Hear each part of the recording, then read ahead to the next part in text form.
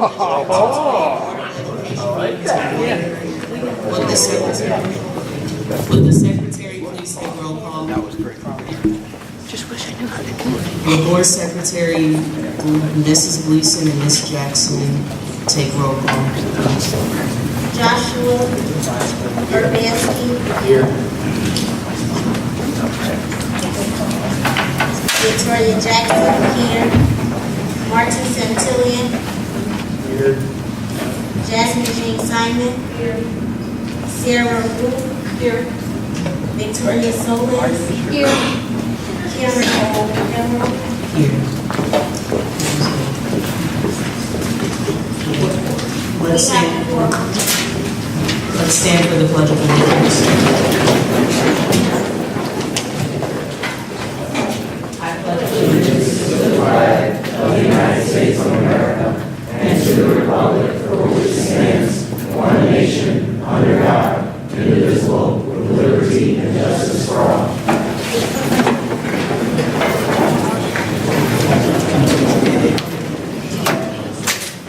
At this time, I will be looking for a motion to approve the regular session minutes of December 19, 2017, and the committee of the whole minutes of January 9, 2018.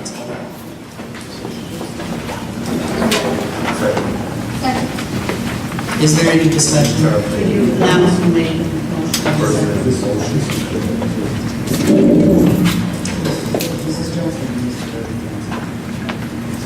We have a question. Could we separate that? Those two meetings? Yes.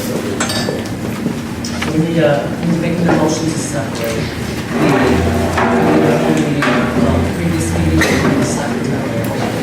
Just do that. I'll second. Sir?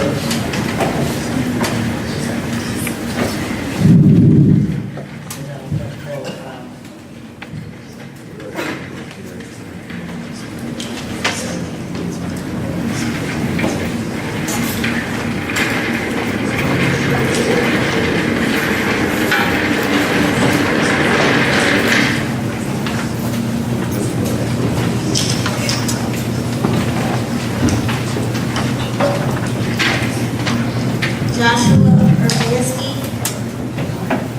This is for the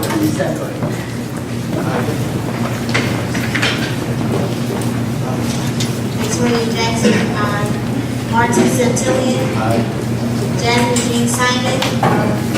Sarah Wu. Victoria Solis. Karen O'Hara. Aye.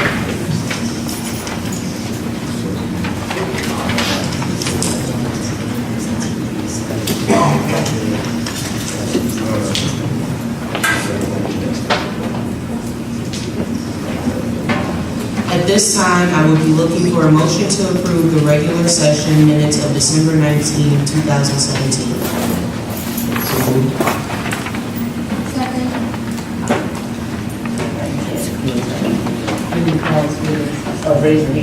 Oh, okay. Say your name again.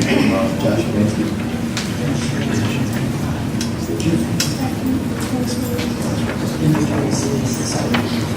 This is the regular minutes. Not the committee, it's regular. Joshua Urbanski. Victoria Jackson. Aye. Martin Santillan. Jasmine Jean. Don't worry.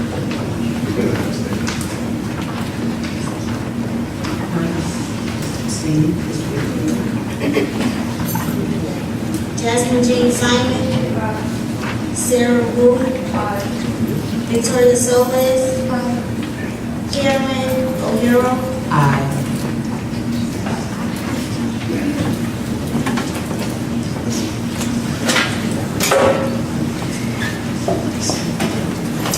At this time, I will be looking for a motion to approve the committee of the whole minutes of January 9, 2018.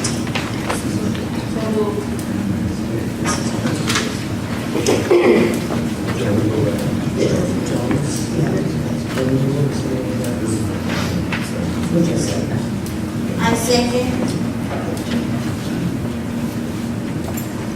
Joshua Urbanski. Aye. Victoria Jackson. Aye. Martin Santillan.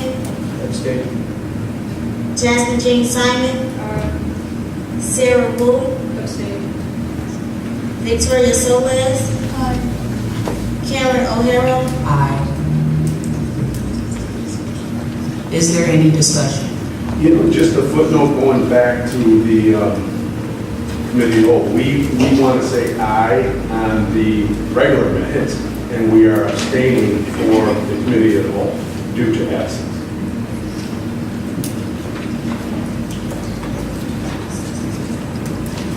Sorry, Mr. Jackson. Yeah, we did. Is there any discussion on roll call, please? What are we looking at? The committee of the whole. We did regular minutes? Committee of the whole. We just voted. We did. All right. We did. We're moving on.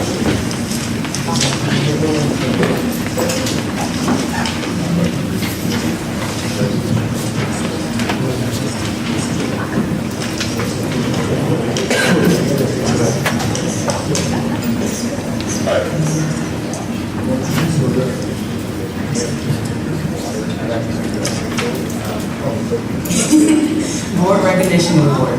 Tinley Park High School's principal, Deontay Miller, will introduce this evening's award recipient.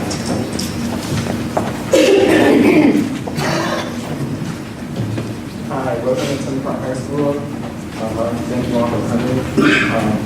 My name is Dr. Deontay Miller. I'm the principal at Tinley Park High School. And I'd like to give a speech about one of the most influential people to ever step foot into Tinley Park High School. Judge Delfox, please stand. Judge Delfox is being recommended for the District P2A Board of Education Award. In a very short time, Mr. Delfox has quickly become an integral part of our time family. In the fall, Judge Delfox was assigned by 22nd Century Media to photograph the football games at Tinley Park High School. Not only did he take amazing pictures, but he formed amazing bonds with the football team and our entire school community. He was welcomed with our time family and went above and beyond what a normal photographer would do. Realistically, students and staff would never interact with the local news photographer. That was not the case here. Judge Delfox became part of our program and something we look forward to seeing. He shared thousands of pictures with the coaches and players, so we may have lasting memories of our time on the field. He was our photographer, fan, and teammate. He communicated with the Time family in person and via Twitter, and where he shared his spirit for the Time family and described how this connection is formed. Now I'd like to introduce my auntie Sarah.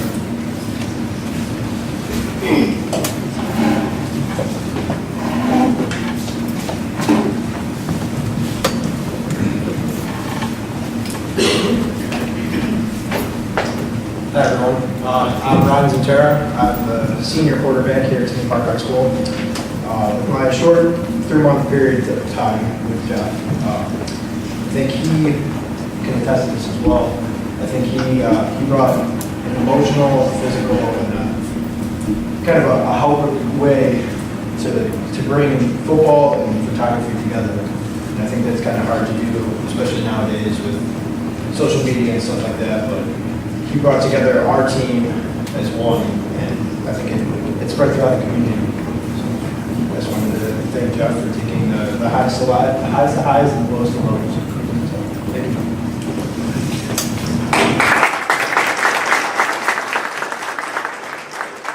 We would also like to welcome David Fryman as well, who's a football player.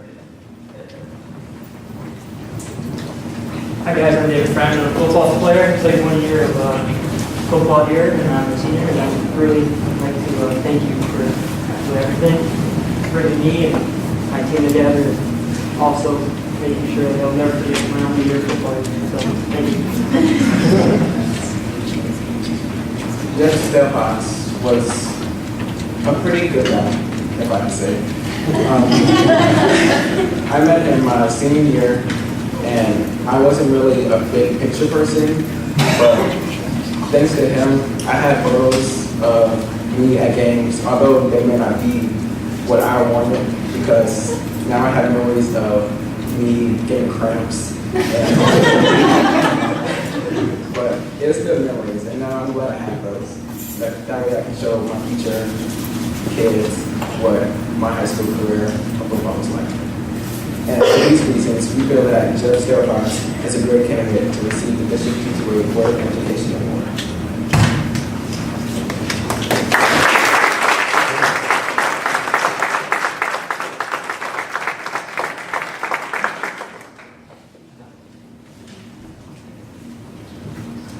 I would like to present the Volunteer Excellence Award to Mr. Jeff Stell-Fox. You have helped to provide a positive learning environment for the students of District 228.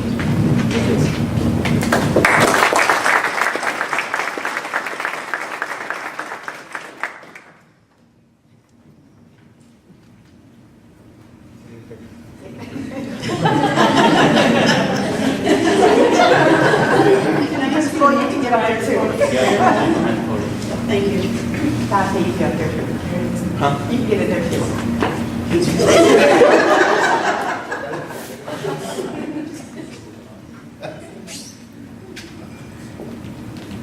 Thank you. Sure. So I came up with this a little bit on the fly.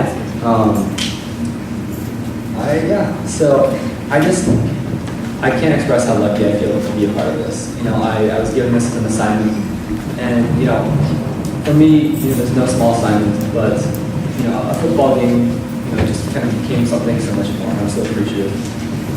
It's rare that you find something that really helps you remind you of what you do and why you do it. But you know, seeing this team, seeing the guys and the girls who are part of the team grow, and it just kind of helped, you know, remind me of that passion. Some days are harder than others in every career, and you know, I wouldn't have done this if I was paid or not. It just became so much of a passion project for me, and just to see everyone, you know, from the start of the season to where they are now, it's just, you know, I just feel I'm less proud of my work, and I'm just more proud of the team and everyone around the team in general. I'm just so grateful for taking part. And I'm just going to tell you guys things that you already know, but this is a special school and a special community, and I'm just proud to be a part of it. So thank you all so much.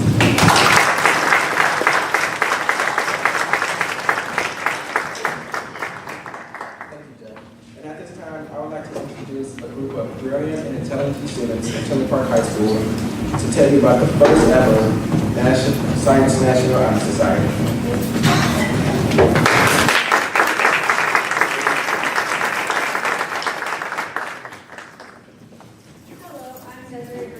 President of our Tinley Park High School chapter of the Science National Honor Society. Presenting here today are our founding board members. And we thank you for this opportunity to explain more about our group and what projects we hope to complete this year. As some of you may know, our project is based in recycling, and we hope to instill positive influence in our community through our efforts and different tactics that we will use. And we also want to say that we are the 28th Science National Honor Society in Illinois. So only 28 other high schools have a Science National Honor Society, so it's a really great opportunity that we have one here for our students. To talk to you more about our goals is Luke Urban, our Vice President. So each American produces about 1,600 pounds of waste each year. We want to allow them to be more conscious of what they're doing and maybe change those habits. If they do that, we could save about 25 million trees and about 2 billion cubic feet of landfill area. We can only do this, however, with cooperation. We know the importance of recycling, and we want that to be reflective of our school, and we want to show how it can change the world for the better. We not only want to reduce the amount of waste that we produce at this school, but we want children to take it back to their homes with them. We want to motivate future sustainability and allow for peers to be more conscious of how they influence the environment. So to talk about how we will facilitate this through actions and incentives, we have Jenny Kellogg back, our public relations officer. So our recycling waste project was to begin late this month. will consist of 4 two-week phases during which we will collect data under a few different conditions. So recyclables will be collected from each classroom every Friday.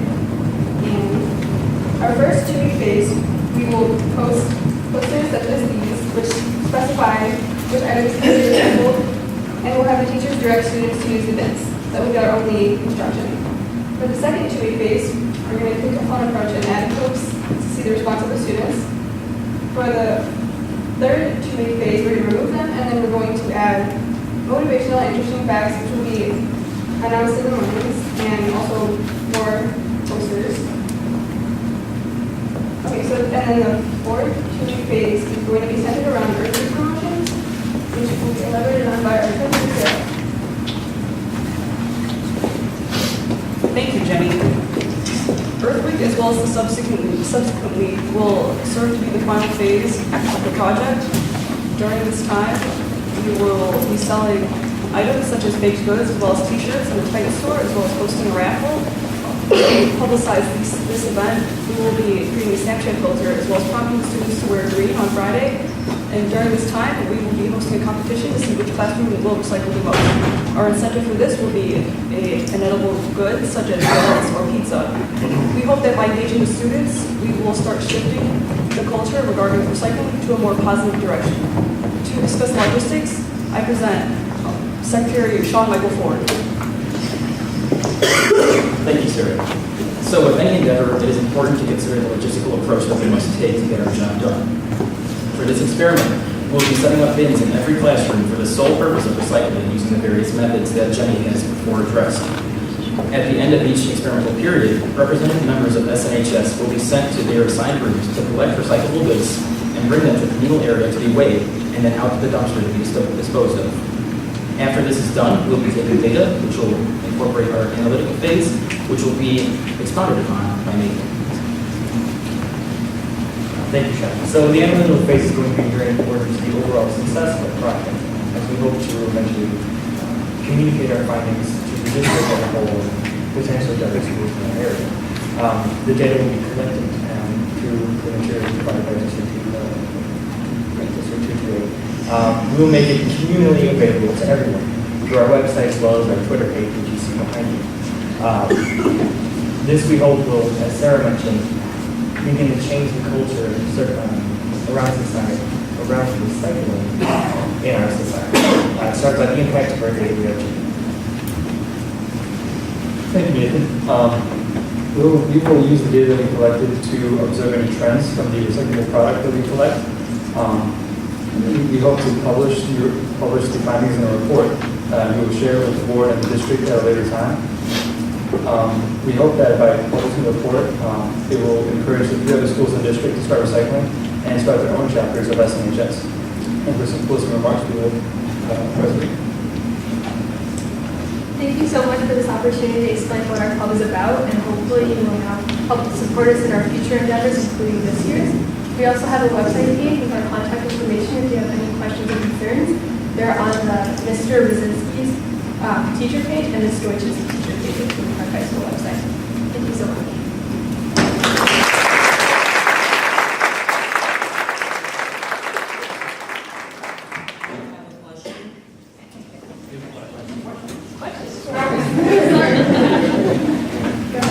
How did this chapter get started at Tillman Park High School?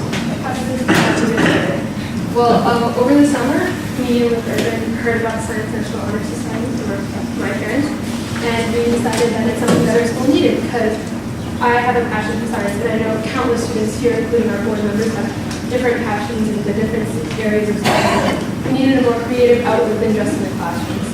This club is for students who excel in their science classes, so we want to learn more, and we want to practice more and share more with our community. So that's why we thought this club would be an excellent way to start that. How many students are currently involved? We currently have 30 members. Only about 15 of them are core members because they are seniors, and we graduated this year with boards that show that they are Science National Honor Society students. The others are juniors, and they will be full members next year when they apply. Okay, thank you. So you'll get all the information after earthquake? We'll have all the information will be posted live every Friday on our website. we have a separate page for it, and you can track us, not track us, but it will show all the rooms and how much they recycled that week.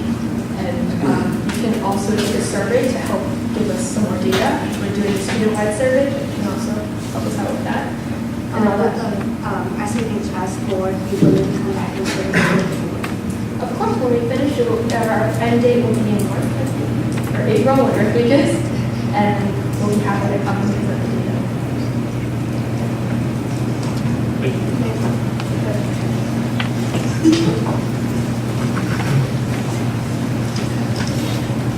To prepare for this evening's meeting, the students you see here tonight met with district administrators to provide input regarding various topics related to the high school education experience. They will now present the information to you. The class rank presentation includes Matt Hendricks, Celeste Barden, and Emily Rowe.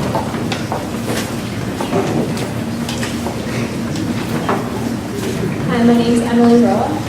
One of the main topics discussed at this meeting was class rank system and the benefits and drawbacks it has.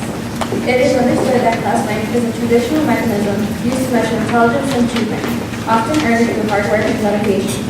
This achievement should be celebrated, but the existing way of doing so has its flaws, such as creating competition and placing labels on individual students. We feel that these individual labels are wrong, and the distinction of students should be provided to include things like academic improvements, and artistic and creative achievements, not just recognizing the top of the class. Other school districts have begun to move away from the class rank system and celebrate broader achievement groups, putting less emphasis on individual students and praising students as a group. This will bring the student body closer instead of splitting them apart due to competition. Hard work should be rewarded instead of a specific number of students being rewarded. We should celebrate a wide range of achievement rather than just one single class rank. Thank you.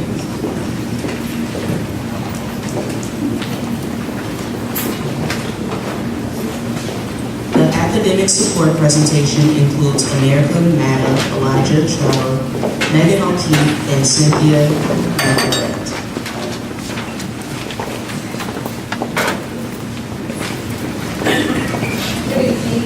I am here to talk to you about the academic support system that I think that a lot of schools should have implemented.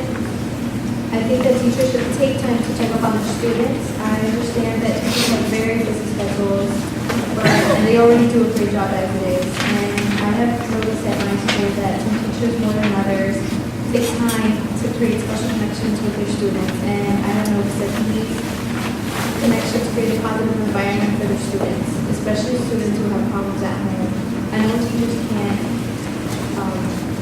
control what happens at home, but if they create a positive environment at school, these students have a safe place to go, and this creates a mentor for these students, and they have more motivation to keep continuing their education. And this doesn't have to be an everyday thing. I know that teachers have a lot of good things going on, but I think it's nice to know once in a while that someone cares.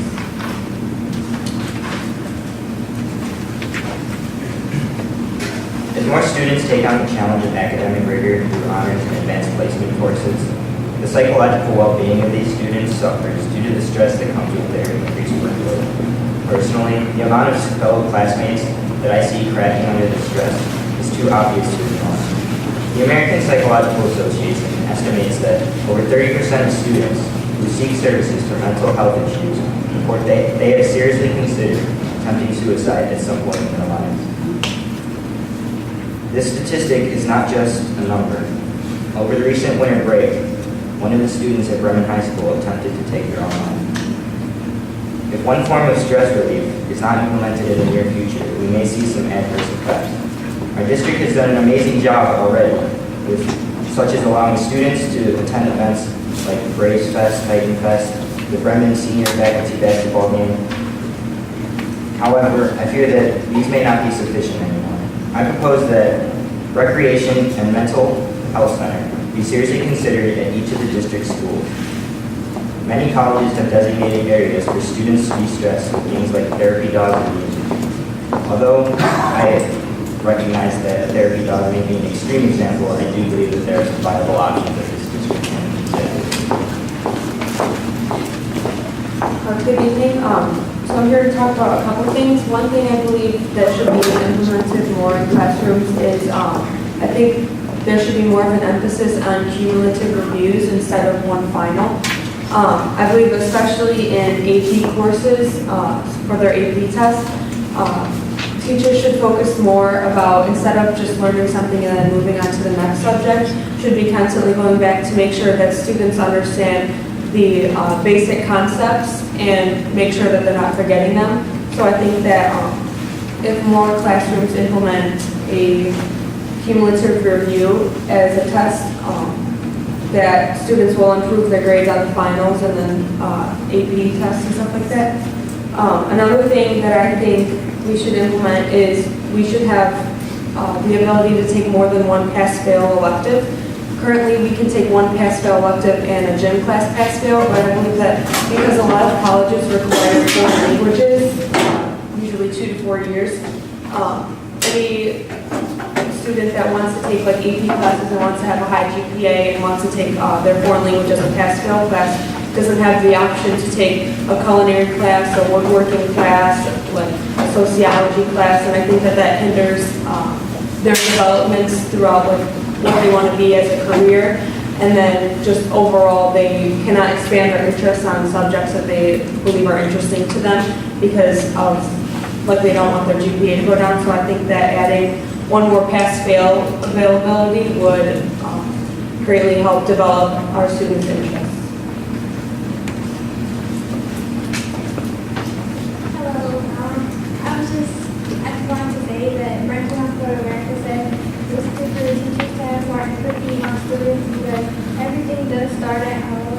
So if a student is doing low, and instead of the teacher like saying, "Oh, why are your grades so low?" for them to just ask or take the time out of the day, is there, are you doing okay? Is something wrong?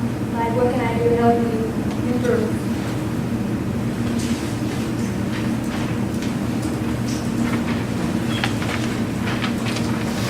Is there any questions?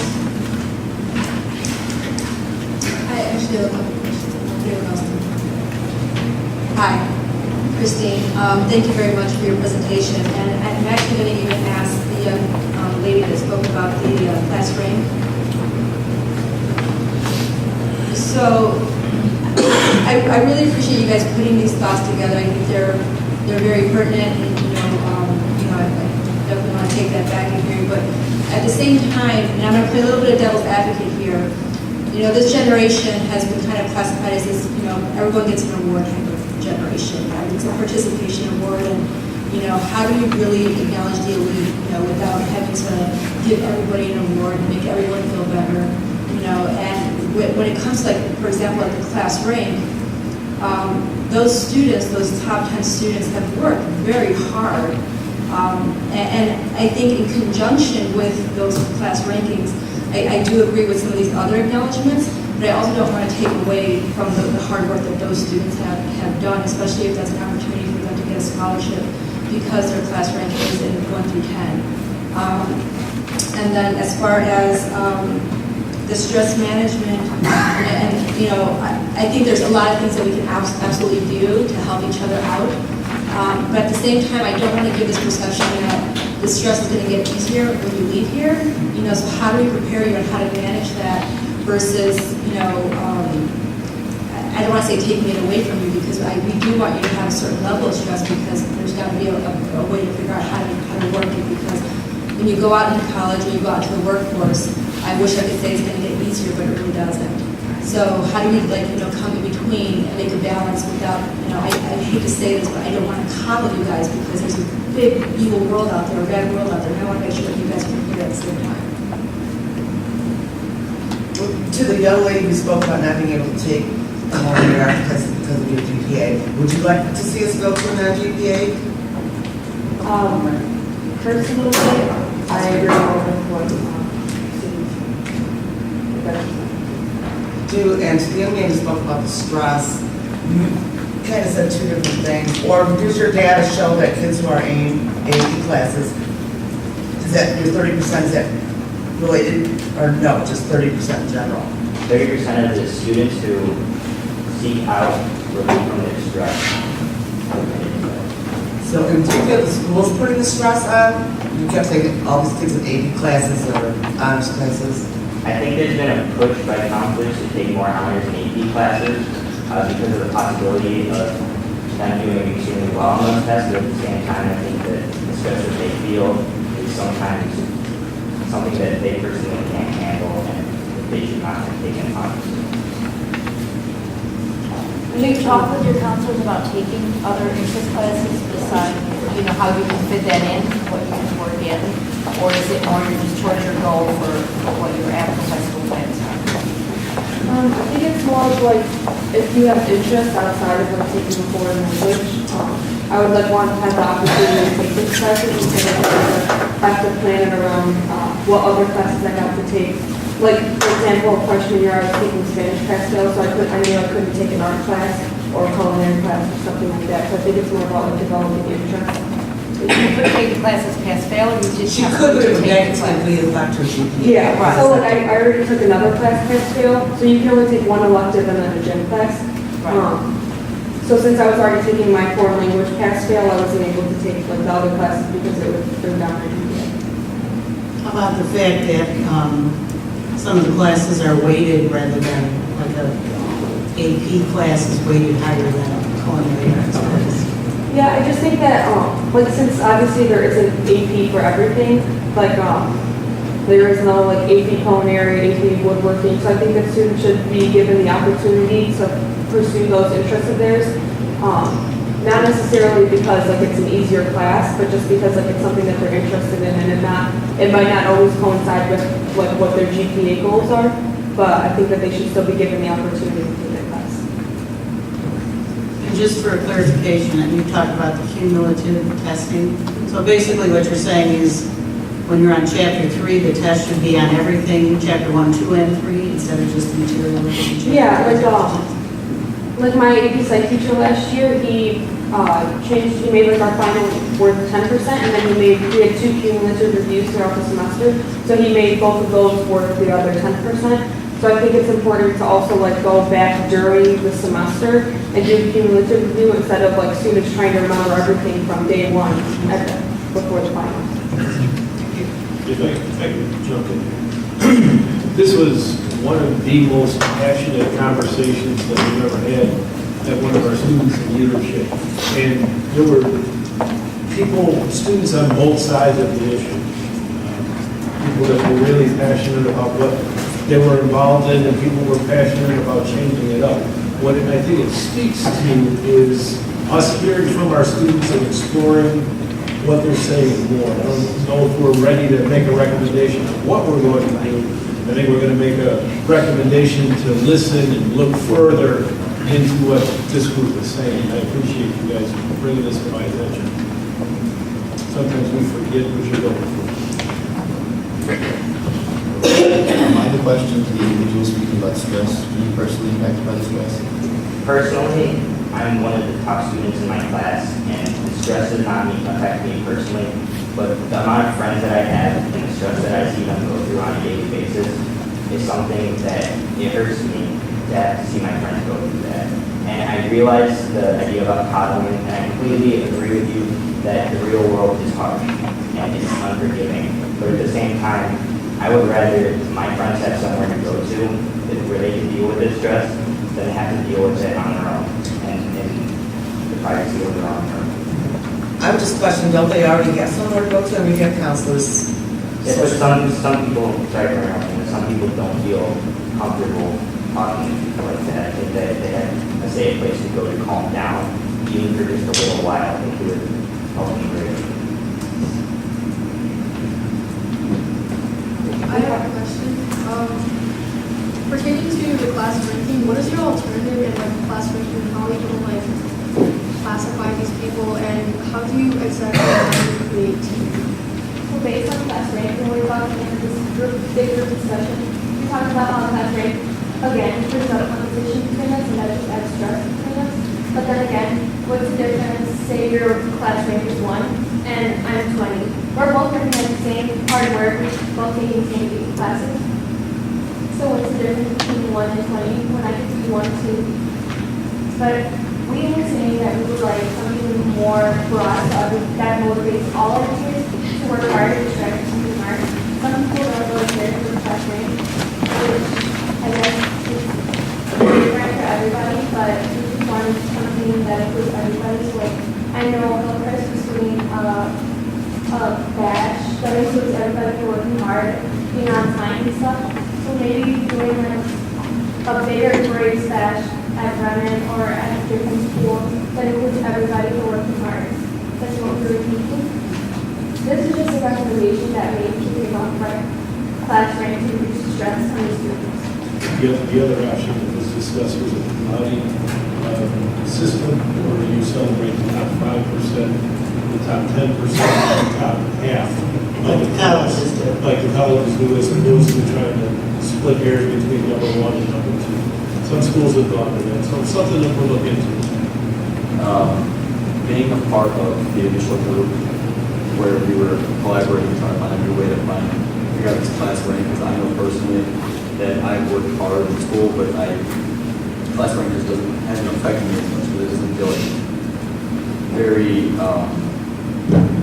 very fair. Because I know a lot of my friends, like they were saying, they're taking AP classes and all that, and they've taken the same amount of classes and workload as people who are number 2, number 1, but they don't, like, they're not awarded the same, like, rank, you know, number 1 and 2. And while I completely agree that not everyone is needed or an award just for doing minimal amount of effort, you need to work hard to do it.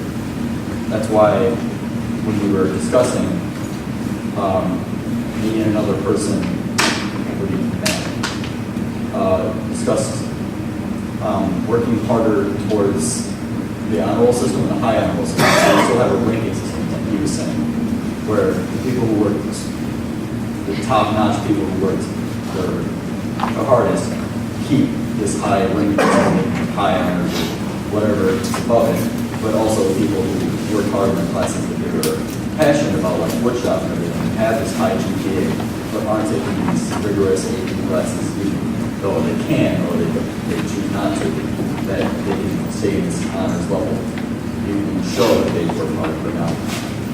See, I would disagree that when you say you have someone ranked first or second, and you have a friend who ranked down here, and they worked just as hard. They couldn't have worked just as hard, or they'd be up there too. I mean, those people that did first or second actually did something to stand out above the class.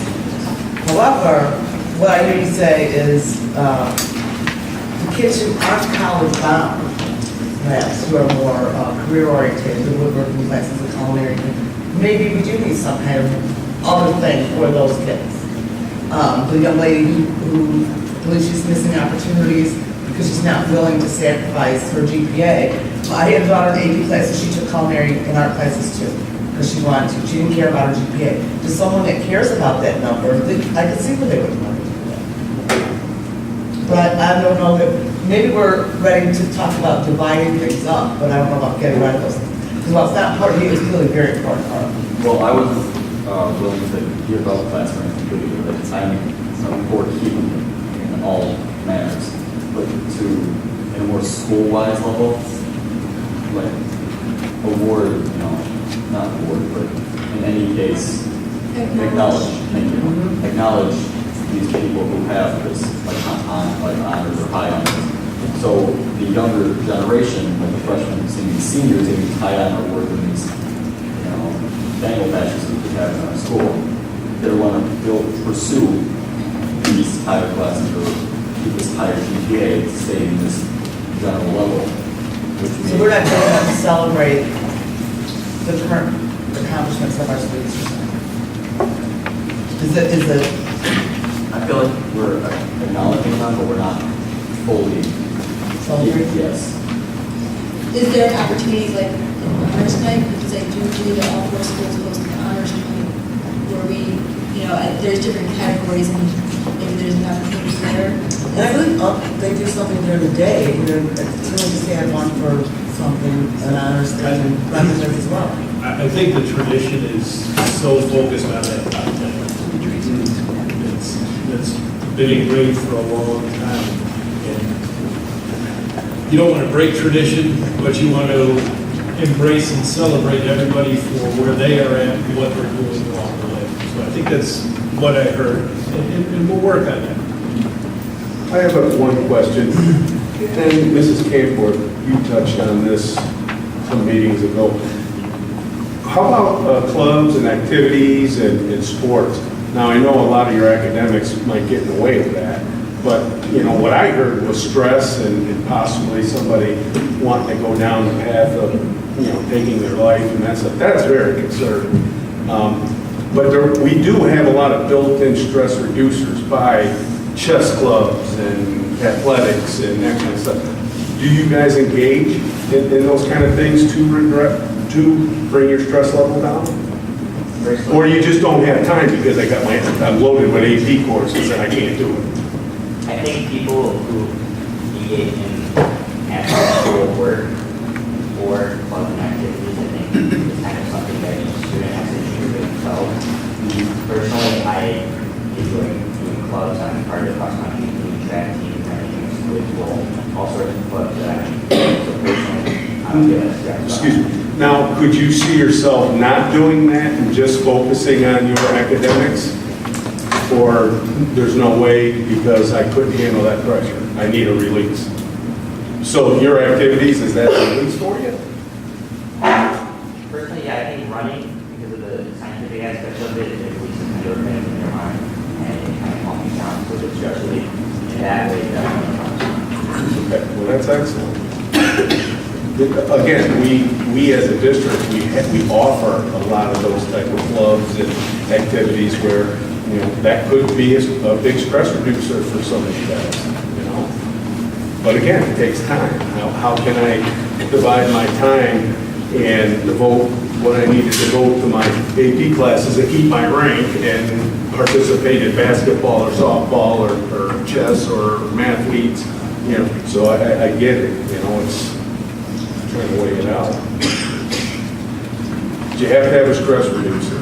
And it is a big bad world out there, but it's also a fun world too. Okay, don't leave here thinking, oh geez, and you know, I know Mrs. Resler touched on that, and it's true. You know, it's time to step up when you graduate and leave these doors. It is. You're held at a different level. You're held at a different level now, and it even gets greater. Okay, but it's fun out there. Go in there and do the best you can. The valedictorian and salutatorian 1 and 2, are they going to be impacted if we adjust the system as far as the recognition of those two? Because I know those students were, every student that's in that range, splitting hairs about 0.001 might mean the difference between 1 and 2. But I think if you look historically, and I can speak for my own children who graduated from this district, my older son was number 20. He got more college scholarship money than number 1. He's a very successful vice president of a corporation. He was number 20. So once you walk through that doors or walk across that stage, your class rank, it means nothing. But as you talked about, you know, those electives that you took, you learned how to cook. That could be a lifelong skill or a stress reliever. And I would suggest to you that even as an adult, you need a hobby. You need, whether it's exercise or cooking or whatever it is, you need something. Find it. Maybe you find it here, but whatever it is, grab on to it. It's running, that's something you do your whole life. And we offer a lot. When you sit down and take a look at what 228 offers, we offer a lot in our area. Mrs. Gleason say, grab that little extra and it'll reduce your stress level, hopefully. Thank you. Great presentation. Yeah. On the stress situation, because I know it is a concern, are you looking, exactly what are your friends looking for? You mentioned that they don't feel comfortable going to maybe the counselor, so are you looking for possibly how to cope before you get to college? Or how do you cope when you get, you know, now, so when you get to college, to be prepared for even different levels of stress. I think that's a perfect idea, actually. Maybe if there were a lesson or some sort of presentation that students could listen to on how to cope with stress. Or what I was suggesting was somewhere like an area designated for students to go to if they were having an attack or they were currently so stressed out. Because when you're under that pressure, some people feel like they literally cannot function, and that affects everything you do on a day-to-day basis, to the point where they don't feel that they can get out of bed, to the point where they don't want to come to school, to the point where they can't engage in these different activities. So I think if they had somewhere to go, I think that people would be directed in a way that's good for them. See, I hear what you're saying about the timeout rule, but legally, do you understand the position that puts up? We can't just not have the kid talk to somebody. Yeah, I understand. I know, I think. But you're saying kids aren't going to talk to somebody. I think that maybe they should have a person that they could come to, maybe a trusted teacher or someone else in the building. I think a lot of that links to somebody who's talking about the relationships that are built between the adults and the students. That's a critical piece. And you know, you take a look at what we offer outside of 228, but still in the 228 community, a Bridge Teen Center. How many of you have taken and gone over there and talked with people? I've gone in there and I know there's cubby holes with you know, music and people studying and all that. You know, has anybody taken advantage of things like that too outside of our school doors? Because those are great places to reduce your stress level. Has anybody ever taken advantage of that? And you guys, okay, so we got a few over there. Again, so much that's offered 228. Look outside of our doors and just around you, a few miles, we got great places like the Teen Center and other places too. So, Thank you. The college prep presentation includes Joseph Warren and Danielle Joseph. So we are here to speak to you tonight about college prep. This is in no way taking away from the hard work that our counselors have been doing. And I can personally say that I would not be standing here in front of you today without my own counselor who has motivated me and guided me throughout my 4 years of high school, especially this past year with everything involving college, getting ready for that. So, senior year and the college search has been extremely stressful for both students and counselors, and we believe that the addition of more means of earlier college prep will make this period of time less stressful and more successful. One of these means of college prep would be information sessions at night for both parents and students to learn more about the different types of colleges, the process of choosing a college, scholarships, financial aid, and the application process itself. We believe it would be beneficial to open seminars up to students as early as their freshman year. So students will then realize that their entire high school education is important when it comes to applying to colleges. These seminars will enable students to feel more prepared when the time comes to start visiting and applying to colleges. We also believe that it will be more beneficial to advertise and stress the importance of seeing your counselor regularly so that the counselors are not overwhelmed by students planning last minute weekends because they procrastinated in the college search and the application process. The addition of such college prep will allow students to get in the game earlier rather than later, and allow them a more organized start to an already bright future. Thank you for the opportunity to share our ideas with you. Do you guys have any questions? Do you think freshmen and sophomores are ready to decide what school they want to go to or even what they want to major in? I've heard a lot of seniors say, I'm going to college, I don't know what I'm studying. I think that in that sense, they don't know necessarily what their path is, but I think that a lot of them come to high school and they're just kind of there. They don't really realize the impact that their grades their freshman and sophomore years are going to have on them long term. Because colleges don't just look at how you did your junior and senior year, they look at every single year and every single class and grade that you have. And I think that at that point, they should be able to sit in these sessions and learn that, like, it's not even just to learn, it's to start thinking. To realize that this is like their future, and yes, it's not the next day or the day after, but it's still coming, and it's still something that they shouldn't just put off on the last minute. And it comes fast. It comes to fast. That doesn't happen in the learning centers? Not going to bash my school, but my freshman learning center, all I really learned is that if you talk during that, you're going to end up in this little room called the brunch. So we didn't really have anything where they talk to us about your grades and how they matter now. And what school are you from? Of course. Don't get me wrong, I love Of course. The best 4 years of my life. And I'm so lucky to so I have my counselor. My counselor is like my number one fan, especially because I will admit, I'm one of those people that is fascinated thinking about college and everything until the last minute possible. I did not want to think about that. And I was lucky to have her there for me right when I decided, oh, I really should get on this. I have a question. Thank you for that. And I do agree, the sooner you can bring them in and introduce them to college, the better. I know I was bringing these two in 8th grade when their sister was here because I thought it was the best thing. And they, put their names on these lists that, get blessed by these universities. But now I think we're at a point where it's information overload, and it's like we don't even know which way to go, especially when maybe one of my daughters may be undecided or maybe they're thinking this.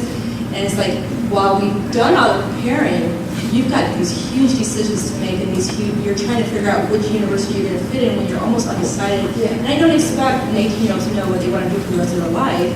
So, at the same time, it's like you can prepare them as early as you want to, but, come your senior year, there still may be that need to want to sit down and have that last minute conversation, like, what did I forget? Because it's so much information now that pouring through the mail, every single day. And I can say that in my own counselor, we sat down and she talked to me and she said, what kind of college do you want to go to? What size? What location? Do you want to go to a research facility, a liberal arts college?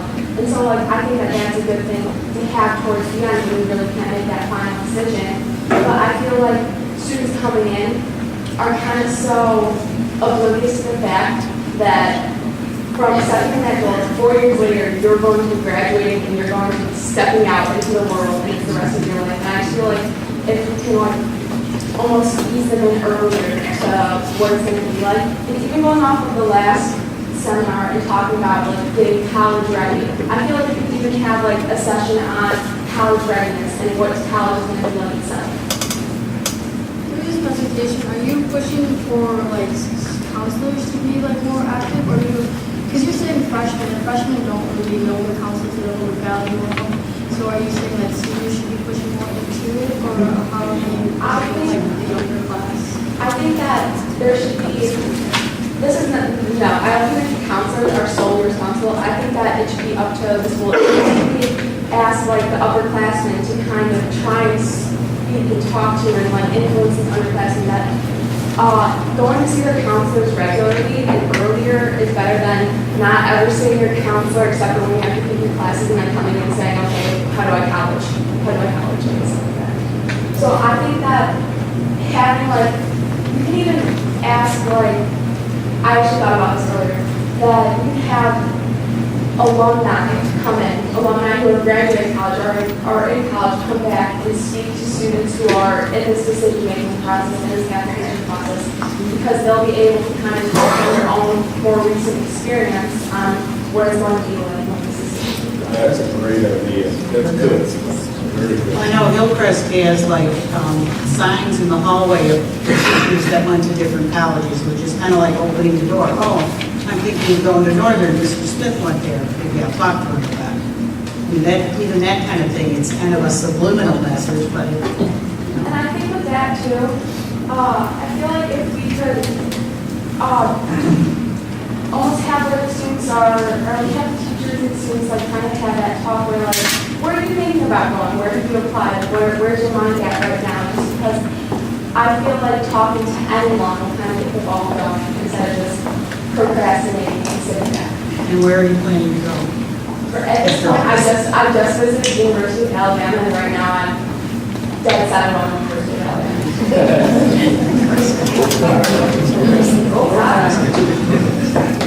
Thank you. Thank you very much. Very nice.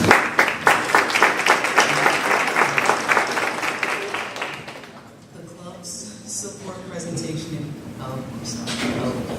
The club support presentation includes Bill Altier, Anthony, Bredigan, Jack, DeLeon, and Ryan Zentera. So unfortunately, no one else was able to come up today. I'm Ryan. We talked about bringing more awareness and support to our clubs and after-school activities.